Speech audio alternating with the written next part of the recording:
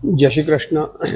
वसुदेवसुतं देवं कंसचाणूरमर्दनं देवकी परमानंदं कृष्णं वंदे जगद्गुरु।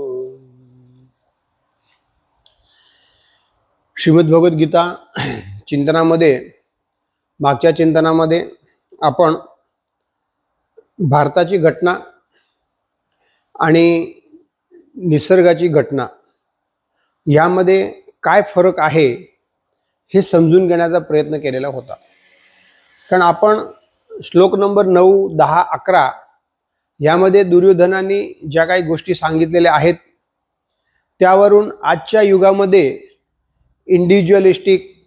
इंडिव्हिज्युअलिझम, ह्युमॅनिझम, सोशलिझम हे जे वेगवेगळ्या विचारधारा आहेत त्या वेगवेगळ्या विचारधारेमध्ये आपण राहत आहोत।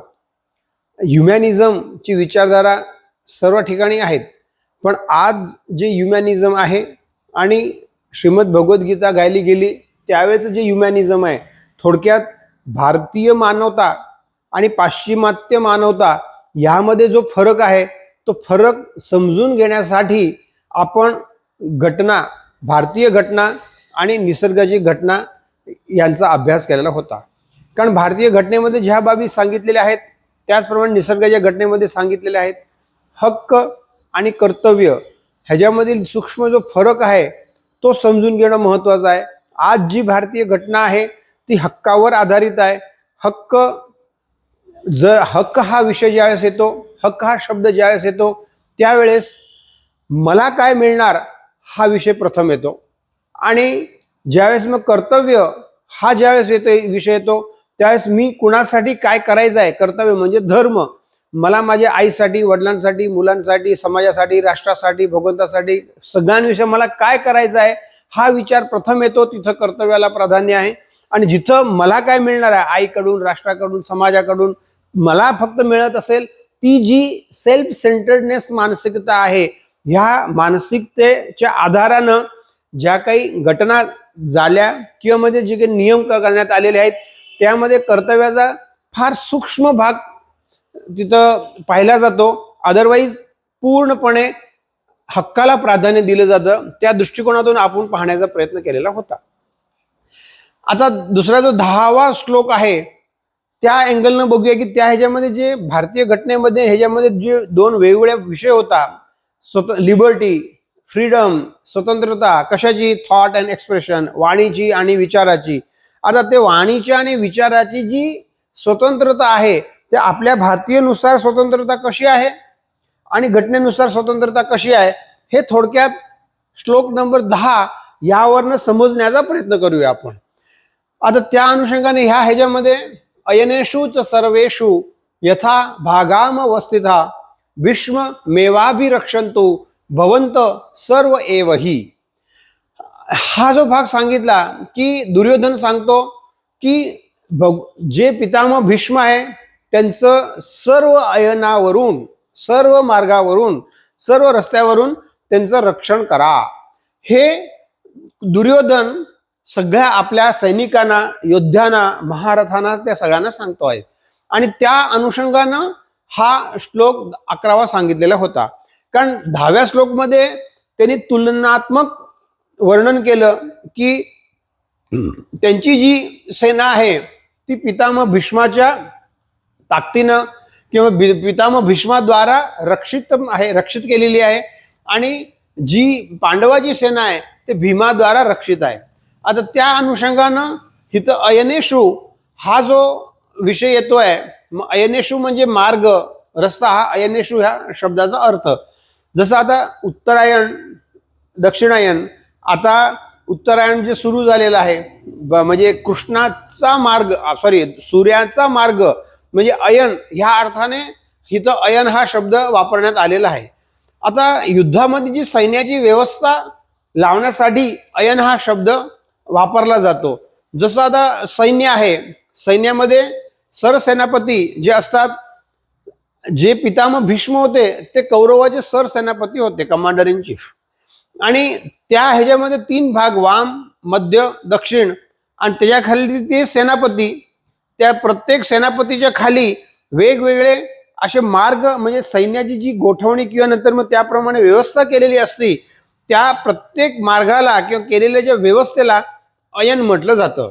मग त्या भूमिकेतून हे जे सांगितलेलं आहे सेनापती आणि सर्व मार्गानी, आता हे तर प्रत्येक मार्गावर उपसेनापती आणि हे त्या प्रत्येक मार्गावरून पितामह भीष्माची रक्षा करा असं सांगितलेलं आहे. आता इथं दुर्योधननी पितामह भीष्माची रक्षा करण्यास कशासाठी सांगितलं हा भाग सगळ्यात महत्वाचा आहे. तर त्यांना पितामह भीष्माबाबत प्रेम होतं का? जितकं पांडवांना पितामह भीष्माबाबत आणि पितामह भीष्माला पांडवाबाबत प्रेम होतं, तेवढं दुर्योधनचं पितामह भीष्माबाबत प्रेम नव्हतं आणि पितामह भीष्माचं पण नव्हतं, हे उघड होतं.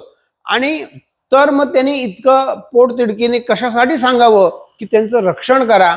तर त्यामागं जो भाग आहे आणि आजच्या स्थितीमध्ये तो कसा उपयोगी आहे. कारण दुर्योधनला माहिती आहे की जोपर्यंत पितामह भीष्म आहे तोपर्यंत आम्ही जिवंत आहोत. म्हणजे कौरव सेनेला कोणीही हरू शकणार नाही हे त्यांना गॅरंटी होती. आणि पितामह भीष्माने पण सांगितलं होतं मी 10 दिवस युद्ध मैदानावरती असणार आणि तोपर्यंत माझ्याकडनं जेवढं काम होईल तेवढं मी युद्धात सगळं करणार. 10 दिवस त्यांना तरी किमान त्यांची रक्षण करायलाच हवं होतं. जर आपण त्यांचं रक्षण करण्यासाठी मागं पुढे झालो तर आपण पांडवांना जिंकू शकणार नाही हे दुर्योधनला माहिती होतं. त्या भूमिकेतून ह्या ज्या गोष्टी सांगितल्या की त्याचं रक्षण कशासाठी करायचं, तर हे जी आपण कारणं लिहिलेली आहेत, आपण पितामह भीष्म आहे त्यामुळे आपला विजय निश्चित आहे. जर पितामह भीष्म नसेल तर आपण पांडवांना जिंकू शकणार नाही.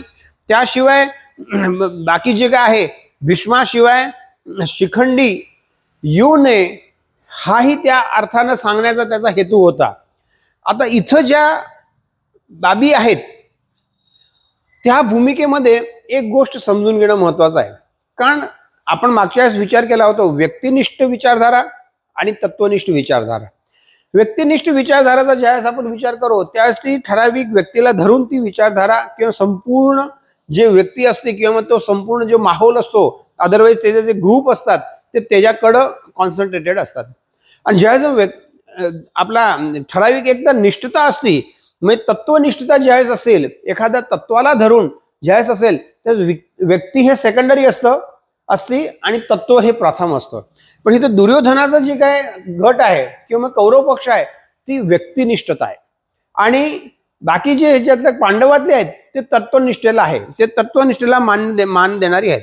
आता इथं हा दुर्योधननी सांगितलेलं वाक्य आज आपल्याला आजच्या जीवनामध्ये कशा प्रकारे समजून घ्यायचं आहे हा भाग महत्वाचा आहे. मागच्या वेळेस आपण जसा विचार केलेला होता काय, तर दुर्योधन हा श्रेष्ठ डिप्लोमॅटिक आणि पॉलिटिकल व्यक्ती आहे. त्यामुळे कुणाचा कशा प्रकारे वापर करून घ्यायचा आणि कुणाचं कधी कशा प्रकारे संरक्षण आणि संवर्धन करायचं ह्याला त्याचं चांगलं माहिती आहे. फॉर एक्झाम्पल आज समजा मोठे मोठे कोणतरी पॉलिटिकल लिडर्स आहेत, ठराविक मंत्री, अदरवाईज जे काय त्यांच्याकडं मंत्रीपद आहेत, अदरवाईज जे काय म्हणजे खाती आहेत, ती लोक कोणाला कशा प्रकारे सांभाळतात. काही काही जी लोक आहेत जी तिथं, कारण त्यांचे फायनान्सर असतात आणि अदरवाईज बाकी मारधाड करणारी लोक पण त्यांच्या हाताखाली सगळी असतात, पण त्यांची संरक्षण करण्यासाठी ती लोक त्यांना सगळ्यांना प्रोटेक्ट करत असतात. अदरवाईज त्यांची खुर्ची हलत असते. हे आयदर दोघांनाही तेवढंच आहे, कारण जसं इथं खालती फायनान्सर आहेत तो काहीतरी 2 नंबरचा करत असेल तर ते पॉलिटिकल लीडर त्याला प्रोटेक्ट करतात आणि त्यांना म्हणजे मोकळे सोडतात. त्याचप्रमाणे काही काही गुंड लोक असतात किंवा नंतर मग त्यांना अदर बाहुबळाने मदत करणारी जी लोक असतात त्यांनी काहीतरी इलिगॅलिटी केली तर त्यांना पण प्रोटेक्ट करण्यासाठी ती लोक मदत करतात पॉलिटिकली. थोडक्यात फॉर एक्झाम्पल समजा एखाद्या फायनान्सर असेल किंवा म्हणजे ते बाहुबलाने व्यक्ती 2 असेल आणि त्यांनी इलिगल हे केलं असेल किंवा नंतर मग समोरची व्यक्ती त्याला मारणार, विरोध पक्ष त्यांना मारणार, ह्या अर्थाने त्याच्यावरती काहीतरी मग शक्यता असेल तर ठराविक मंत्री काय सांगेल, त्यांचं सगळ्या बाजूनं रक्षण करा. म्हणजे सगळ्या बाजून म्हणजे काय, त्यावेळेस युद्धभूमीवरती होते त्यावेळेस मग वेगवेगळे जे भाग होते, अयन तिथं म्हटलेलं होतं त्या प्रत्येक आयनानुसार त्यांचं रक्षण करा असं त्यावेळेस म्हटलेलं होतं. आज वेगवेगळे मार्ग म्हणजे कुठले? त्यांचं घर असेल, त्यांचं उत्पन्नाचं साधन हॉटेल असेल, अन्य कुठला व्यवसाय असेल, बाकी अदरवाईज कुठल्या ठराविक बाग असेल, बगीचा असेल, जे त्याची उत्पन्नाची साधनं आहेत, 2 नंबरची साधनं आहेत, त्या प्रत्येकाला प्रत्येक डिपार्टमेंट पासून त्यांचं रक्षण करा असे आज आपण समाजामध्ये मंत्री, संत्री, खातेदार किंवा अदरवाईज बाकी जे काय म्हणजे पदाधिकारी आहे त्यांना आपण पाहतो का नाही? दिवसा ढवळ्या त्या लोकांनी इलिगॅलिटी केलेली असते, सगळ्यांच्या नजरेसमोर सगळ्या उघडकीस आलेल्या असतात, तरी त्यांना काही होत नाही. तर त्यांचं संरक्षण करा हे तिथून सांगितलेलं असतं. कुणाला? त्यांच्यासोबत जे काय त्याचे संरक्षण करणारे आहेत त्यांना. त्या अँगलने आपण जर समजायचा प्रयत्न केला तर समजेल की दुर्योधनाने पितामह भीष्माला ही जी गोष्ट संरक्षण जी सांगितली म्हणजे हे भीष्म मेवाभिरक्षन्तु, त्यांचं रक्षण करा ह्या अर्थानं ते सांगितलेली आहे. कारण भीष्माचं लक्ष ठेवण्यासाठी 2च फक्त अर्थ आहे की ते पांडवप्रिय असल्याने त्यांना संशय होता की खरोखरच ते लढतील का नाही, म्हणून त्याच्यावरती वॉच ठेवा ह्या अर्थानं पण ते संरक्षण करावं म्हटलेलं आहे. आणि स्वतःच्या संरक्षणार्थ हे बाकी आज प्रत्येक जण स्वतःच्या संरक्षणासाठी, स्वतःचं संरक्षण म्हणजे कसलं? पद, प्रतिष्ठा, पैसा, हे सगळ्याचं संरक्षण करण्यासाठी एकमेकांची मदत करतात. हे आजचं ह्युमॅनिझम आहे मॅक्सिमम. आणि त्या दृष्टिकोनातून ह्या ज्या बाबी होत्या, मग तो भाग जो आता दुर्योधनने सांगितलं होतं, पण तो जो बोललेला आहे तो अतिशय गोड बोललेला आहे. कारण या गोड बोलण्यावरून त्यांनी सांगितलं त्यांचं रक्षण करा. आज जी भाषा आहे जगामध्ये ती एकदम गोड बोलणारी माणसं आहेत. गोड बोलून जिभेवरती साखर असते त्याची, पण हृदयेतून हलाहलम. आता त्या आणि आज त्यांचं काहीतरी विष भरलेलं असतं. त्या दृष्टिकोनातून हृदय हे जे दुर्योधन आहे तो एकदम गोड बोलतोय, पण त्या गोड बोलण्यामध्ये सत्यता आहे का? ह्या दृष्टिकोनातून आज आपण पाहूया की गोड भाषा जी आहे ती सत्य होऊ शकेल का? कारण सत्य म्हटलं की भगवंताच्या मताने किंवा आपल्या भारतीय संस्कृतीनुसार सत्य काय आहे हे समजून घेणं सगळ्यात महत्वाचं आहे. आता इथं सत्याच्या वेगवेगळ्या डेफिनेशन ट्रुथ म्हणून असतात, त्या कायद्याच्या ह्याच्यामध्ये आपल्याला जायचं नाहीये, कारण त्या ह्याच्यामध्ये शब्दाला धरून सगळ्या गोष्टी सुरू असतात, चालत असतात. पण सत्य आपल्या भारतीय संस्कृतीनं सत्य हितम सत्य हा एक भाग म्हणजे सत्याकडं मला घेऊन जातं. मग सत्य जे चिदानंद सत्य आहे, जे कधीही बदलत नाही, सनातन सत्य आहे, त्या शक्तीकडे मला जे घेऊन जातं ते सत्य.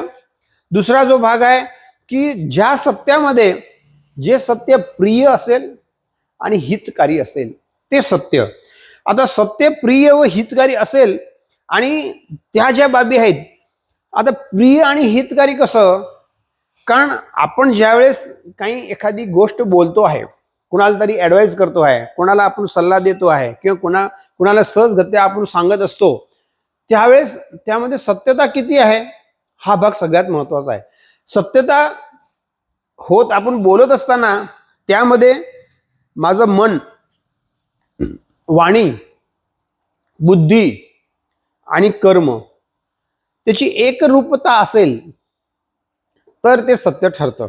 अदरवाईज बऱ्याच ठिकाणी आपण एखाद्या आपले ओळखीचे माणसं असतात, थोडे जवळ पण असतात, परंतु अदरवाईज इंटरनली आपला एकमेकांबद्दल द्वेष असतो. त्यामुळे त्यांचं काहीतरी चांगलं झालं असलं तरी माणूस जळतो त्याच्याबद्दल. किंवा समजा त्याला अचानक अपघात झाला, तो हॉस्पिटलमध्ये गेला, तर बऱ्याच वेळा आपण अशा प्रकारे विचार करता समाजामध्ये तो त्याच लायकीचा होता, त्याला असंच व्हायला पाहिजे होतं. पण तू जातात तिथं, विचारपूस करतात, दवाखान्यात त्यांच्यासोबत बोलतात आणि नंतर काय म्हणतात, असं व्हायला नको होतं. पण मनातून त्याची इच्छा असते की जे झालं ते योग्य झालं, ते धडा त्याला शिकवायला हवाच होता आणि त्यांनी आता निसर्गाने त्याला धडा शिकवला. आता हा जो भाग आहे त्या दृष्टिकोनातून हे सत्य ठरेल का? मी त्यांच्या जवळ गेलो पण माझ्या मनात एक गोष्ट आहे, त्यांना आपण सांगताना वेगळं सांगत आहेत, आणि त्या दृष्टिकोनातून ते प्रिय पण नाही आणि हितकारी पण नाही आहे. प्रिय असेल ते, पण हितकारी नाही आहे. हितकारी भाषा असेल, पण मनातून ते हित त्याचा इच्छित नाही आहे. म्हणून हित जे सांगितलेले आहेत की जे मन वाणी कर्मामध्ये असेल ते हितकारक असेल. आता दुसरा जो भाग आहे, आज बरीच लोक उपदेश देण्यासाठी तयार असतात, पण स्वतः ते काही करत नसतात. उपदेशामध्ये जे सांगत असतात ते त्यांनी अनुभवलेलं नसतं. ज्या अर्थी त्यांनी अनुभवलेलं नसतं त्या अर्थी ते जे काय दुसऱ्यांचा अनुभव घेऊन जे ठराविक गोष्टी सांगत असतात त्यामुळे सत्यता किती हा मोठा प्रश्न असतो. म्हणून हे शास्त्राचा अनुभव की शास्त्रामध्ये जे काय नमूद केलेलं आहे त्याचं जे लिहिलेलं आहे ते ऋषीमुनींनी प्रत्यक्षात अनुभवलेलं आहे. ते सत्यवाणी आहे, ती शुद्ध वाणी आहे आणि ती वाणी जी आहे त्यामध्ये अनुभवाचा निचोड आहे आणि अनुभवानं ते सांगितलं असल्या कारणानं ते सत्य ठरतं आणि ते प्रेमानं आपल्याला सांगतात.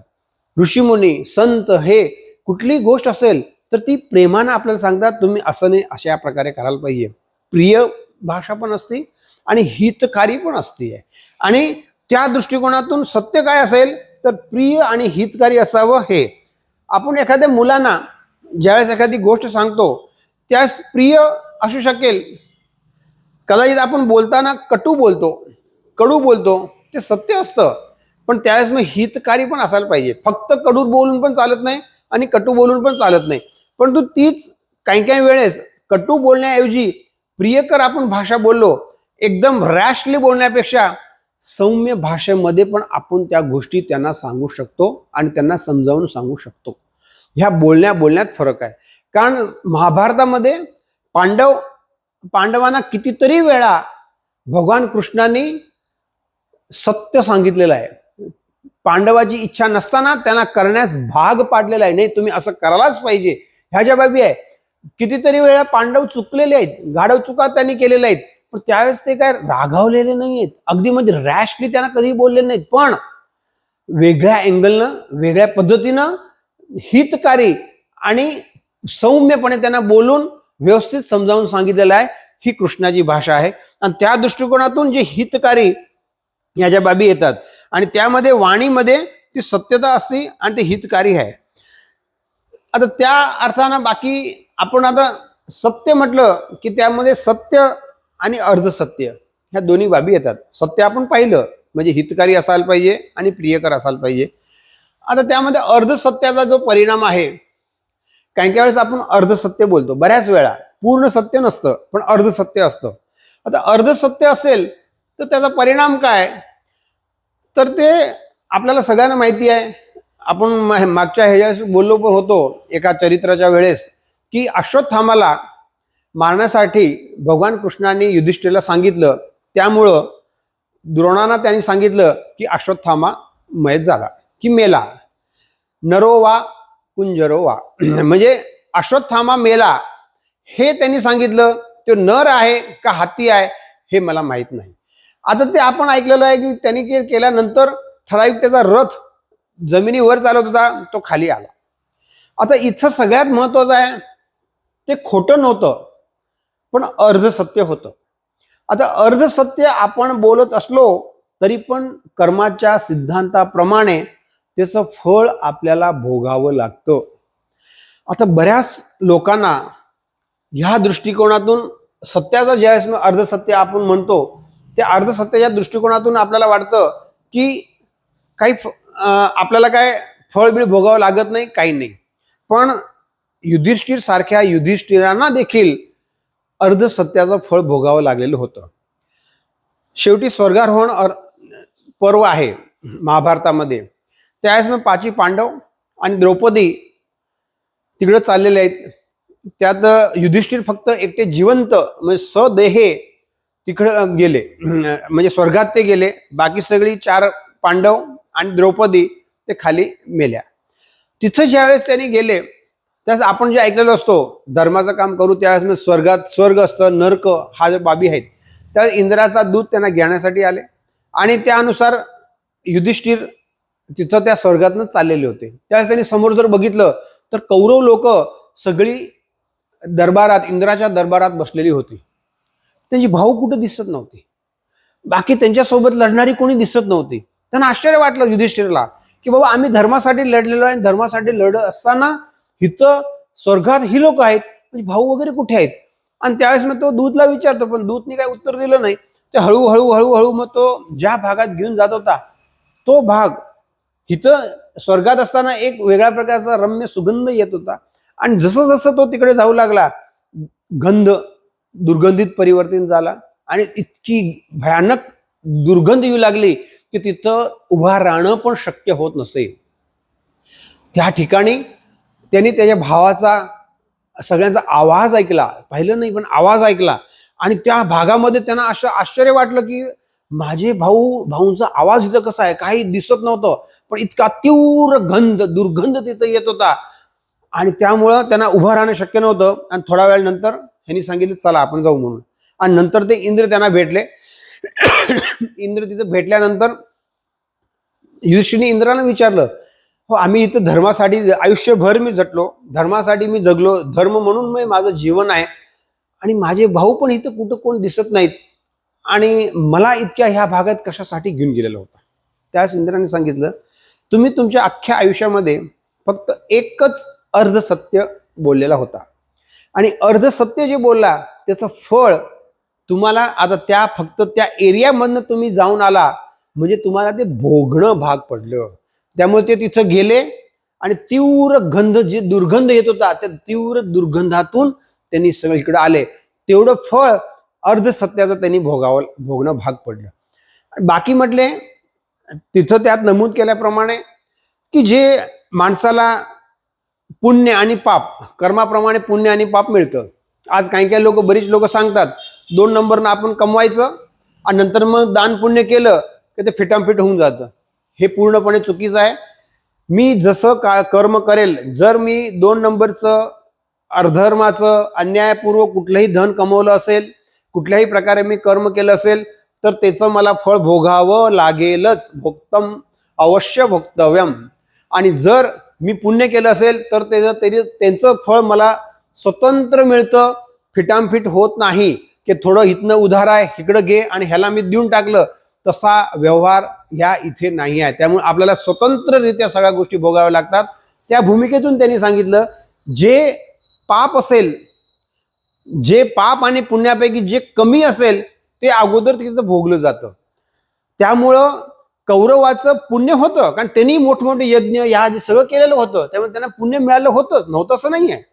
ते जे पुण्य त्यांना मिळालं होतं ते पापापेक्षा पुण्य कमी आहे, म्हणून ते आता सध्या भोगायला लागलेले आहेत. त्यांचं भोगून झालं आणि तुमचं थोडं जे न कळत जे पाप होतं म्हणून तुम्हाला ते पापासाठी तिकडे नरकामध्ये जावं लागलं आणि ते भोगणं भाग पडलं. आणि त्यानंतर मग तुम्हाला आता स्वर्गातच राहायचं आहे आणि स्वर्गात तुम्ही जाल. इथं सांगण्याचं तात्पर्य आहे की महाभारतामध्ये एक गोष्ट समजून घेण्यासारखी आहे की तिथं जे सगळी पांडव मोठमोठे रथी महारथी आहे त्यांची मुक्ती नाही सांगितलेली. तिथं ते आपापल्या लोकात गेलेले आहेत. परत पांडवाची पण मुक्ती नाही आहे, ते आपल्या लोकात गेलेले आहेत. इथे सांगण्याचा हेतू आहे आज आपण कलियुगात राहतो, पांडवाच्या किंवा कौरवाच्या त्यांची जी काय ज्ञानधारणा होती किंवा त्यांनी जे ज्ञान होतं तेवढं आपल्याला अंगठ्या एवढं पण नाही त्यांच्या. एवढं असताना आपल्याला काही न करता फक्त ह्या जन्मात मुक्ती हवी आहे आणि मुक्तीची भाषा आपण बोलतो आणि मुक्तीसाठी धावधाव करतोय. पण इतकं सगळं आयुष्य कटिबद्ध जीवत असताना भगवान कृष्ण त्यांच्या सोबत असताना पण त्यांना मुक्ती मिळालेली नाही आहे. ही गोष्ट समजून घेण्याची आहे आणि त्या दृष्टिकोनातून सत्यचे परिणाम आणि अर्धसत्याचे परिणाम हे आपण पाहायचं आहे. आणि आता पूर्ण सत्याचे जे परिणाम आहे ते कुठले? विचार, वाणी आणि तप. आता त्या पूर्ण सत्यामुळे काय होतं तर अंतःकरणाची शुद्धी होते. आता अंतःकरण म्हटलं ते फक्त अंतःकरण बोलत असतं. मनोबुद्धी अहंकार, मन बुद्धी चित्त आणि अहंकार. आता हा विषय पूर्ण मोठा आहे, आपण तिकडे काय आता शिरत नाही आहात. फक्त सांगण्याचं तात्पर्य मन बुद्धी चित्त आणि अहंकार हे जसं शुद्ध व्हायला लागतं, स्वच्छ व्हायला लागतं आणि तेजस्वी व्हायला लागतं, तदनंतर अंतःकरणाची शुद्धी व्हायला लागते. ही जी वाणी आपल्याला दिलेली आहे, वाणी जर मी संयमात्मक शुद्धरित्या जर मी वापरली तर त्याचा परिणाम अंतःकरणावरती होतो, आणि अंतःकरणावरती ज्यावेळेस परिणाम होतो त्यावेळेस हळूहळू ती प्रिय पण होती आणि हितकारी पण होते. आज काही लोकांची जी वाणी आहे ती कठोर असते, निर्दयी असते, त्याच्यामध्ये मार्दवता नसती, त्याच्यामध्ये प्रियपण नसता, हितकारी नसती. का? तर त्याचं अंतःकरण शुद्ध नसतं. आज आपल्याला आपल्या घटनेनं एक्सप्रेशन आणि थॉटची स्वतंत्रता दिलेली आहे, विचार आणि वाणीची स्वतंत्रता दिलेली आहे, पण रिस्ट्रिक्शन, कुठं प्रतिबंध लावायचा आहे? आपल्या भारतीय संस्कृतीने देखील विचार आणि वाणीची स्वतंत्रता दिलेली आहे, पण ती विचार आणि वाणीची जी स्वतंत्रता दिलेली आहे ती वापरायची कशी हा भाग इथं दिलेला आहे. मी कशी वापरल्यावर त्याचा काय परिणाम होईल हे सांगितलेलं आहे. माणूस ज्या कारणासाठी इथं जन्म घेतो, ज्या कारणासाठी इथं येतो आहे, ते कारण त्याला साध्य करायचं असेल तर वाणी माझी कशासाठी कशी असायला पाहिजे ह्या दृष्टिकोनातून येतं. किंवा जेव्हा हेतू शुद्ध असतो तेव्हा अंतःकरणातून ते येते, पण प्रिय नसेल पण हितकारी असते. आता ह्याच्यामध्ये दोन गोष्टी आपण जे सांगू, इथं उदाहरण जे दिलेलं आहे की लुटारू जे आहे, सपोज आता एक हितकारी आणि आपली ही आहे, म्हणजे ते सत्य काय आहे. एका ठिकाणी एक व्यक्ती बसलेली होती, सज्जन व्यक्ती बसलेली होती, दोन रस्ते असं फुटत होते, आणि त्यावेळेस मग एक समोरून एक गाडी आली, त्यात बाकी सगळे वराडी होते, लग्नातली माणसं होती, बायका पोरं पुरुष मंडळी, ते एका ह्याच्यातनं गेले स्पीडनं, आणि त्याच्या मागं ठराविक दुसऱ्या दोन गाड्या आला, ते सगळे लुटारू सारखे वाटत होते. त्यांनी ह्या जी सज्जन व्यक्ती बसली होती त्यांना विचारलं, अहो तिथं आता जी गाडी गेली कुठल्या रस्त्याने गेली, ह्या रस्त्याने गेली की ह्या रस्त्याने गेली? त्यावेळेस त्यांनी सगळे त्यांचे हावभाव सगळे चेहरा बघितल्यानंतर त्यांना वाटलं की हे कोण प्रामाणिक माणसं आणि सज्जन दिसत नाही आहे, कदाचित वेगळं वळण व्हायला नको, कारण ते लुटारू सारखे दिसतात, म्हणून गाडी इकडून गेली असली तरी त्यांनी म्हटले गाडी इकडे गेलेली आहे. इथं त्यांनी धडधडीत खोटं बोललेलं होतं, पण ते हितकारी आणि प्रिय होतं. कारण जर मी इकडचे त्यांनी खरं सांगितलं असतं तर पुढे जाऊन काही अघटित झालं असतं तर त्याचं पाप त्याला लागलं असतं. म्हणून हितकारी आणि सत्य कधी म्हणतं, त्या प्रियकर आणि हितकारी ह्या दृष्टिकोनातून हितकारी ते सांगितलं होतं, हा विषय येतो आहे. आणि ते जे भाग आहे की पूर्ण सत्य, आपण मगाशी म्हटलो की ऋषीची अंतःकरण शुद्ध होतात. पूर्ण सत्य ज्यावेळेस आपण बोलू, आता सत्य हा जो विषय आहे तो फार मोठा आहे, कारण एका ठिकाणी आणि एका चिंतनामध्ये कदाचित हे न संपण्यासारखं आहे. कारण हा सत्य हा जो शब्द आहे तो इतका व्यापक आहे. सत्य धर्म हा पण आहे. सत्य हे धर्माचं रूप आहे, सत्य हे भगवंताचं पण रूप आहे. सत्य नारायण पण आपण म्हणतो आहे, पण नारायण हा सत्य आहे. जर माझ्या मनात, माझ्या बुद्धीत, या जीवनामध्ये, या निसर्गामध्ये ती चिदानंद शक्तीचा वास आहे, आणि माझ्या बोलण्यानं ती जी वाणी आहे ती आतून कशी निघती आज आपल्याला माहित नाही आहे. लहान मुलांना आपण ठ फक्त सांगतो, ट बोल, पण कुठं टाळू, म्हणजे तो शब्द अक्षर उच्चारण्यासाठी आत जीभ टाळू किंवा नंतर मग ओठ कसे लागतात ते कोणी शिकवतं का? नाही, ते ऑटोमॅटिकली शिकलं जातं. म्हणून वाणी उच्चारत असताना आपल्या भारतीय संस्कृतीमध्ये लहानपणापासून त्याला श्लोक, संस्कृत, बाकी अदरवाईज अष्टक हे त्यांना व्यवस्थित जर सांगू लागले तर वाणीची शुद्धता लहानपणापासून येऊ लागते. आणि वाणीची शुद्धता लहानपणापासून येऊ लागली की हळूहळू त्याच्या बोलण्यावरती, चालण्यावरती आणि बघण्यावरती संयम येतो. कारण जशी वाणी तशी आला कर्म असा जो विषय आहे, आणि जसे कर्म तशी वाणी हा भाग आहे. जसं म्हणजे ते आपण म्हणतो जसं अन्न तसं मन, त्याप्रमाणे जशी वाणी तुम्ही उच्चाराल त्याप्रमाणे तुम्हाला कर्म करणं भाग पडेल. आणि वाणीचे आपल्या ह्याच्यामध्ये प्रकार पण सांगितलेले आहे, परा, पश्यंती, मध्यमा, वैखरी. आता ह्याच्यामध्ये आपण येत नाही, किंवा म्हणजे हे जे वाणीचे पुढं आपल्याला आहे श्रीमद भगवद्गीतेमध्ये, जसं जसं पुढे जाऊ त्यामुळे डीप मध्ये ह्या सगळ्या गोष्टी आपण म्हणजे सूक्ष्मरित्या समजून घेण्याचा प्रयत्न करू. फक्त इथं जे आहे वाणीचे प्रकार आपण सांगितले.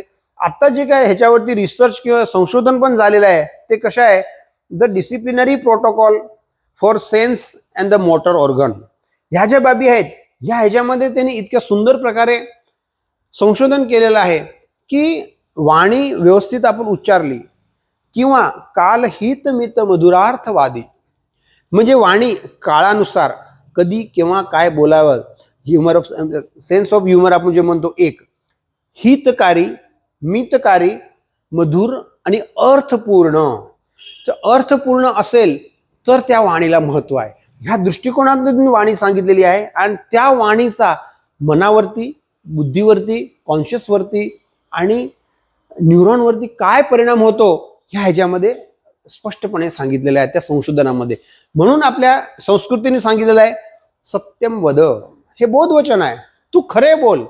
खरं बोलण्यात ह्या ज्या बाबी आहेत ते खरं बोलल्यानं जे परिणाम होतात, खरं आपल्याला विचार करायला लागत नाही. खोटं बोलताना आपल्याला विचार करावा लागतो, लक्षात ठेवावं लागतं की मी खोटं कधी केव्हा कशा बोललेलो होतो, त्यामुळे पुन्हा ते उच्चारताना विचार करावा लागतो. सत्य ते सत्य आहे, खरं कायमच मला बोलावं लागतं.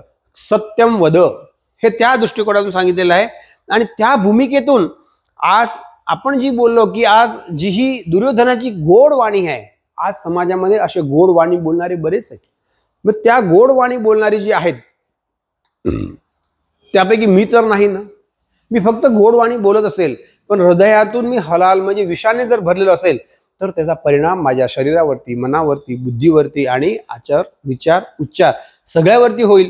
आणि त्या अनुषंगानं हे सत्य काय आहे हे थोडक्यात समजून घेण्याचा प्रयत्न करू आणि सत्य अर्धसत्य हे समजून माझ्या जीवनामध्ये आणण्यासाठी मी प्रयत्न करू, जेणेकरून ते मी जर आणलं, सत्य आणलं, तर श्रीमद गीतेमधील सत्य, महाभारतातील जे सत्य आहे, सनातन सत्य आहे, ते समजण्यासाठी सहाय्यरूप होईल. इतकं बोलून माझं भावपुष्प भगवंताच्या चरणी अर्पण करत आहे. बोलून असतो.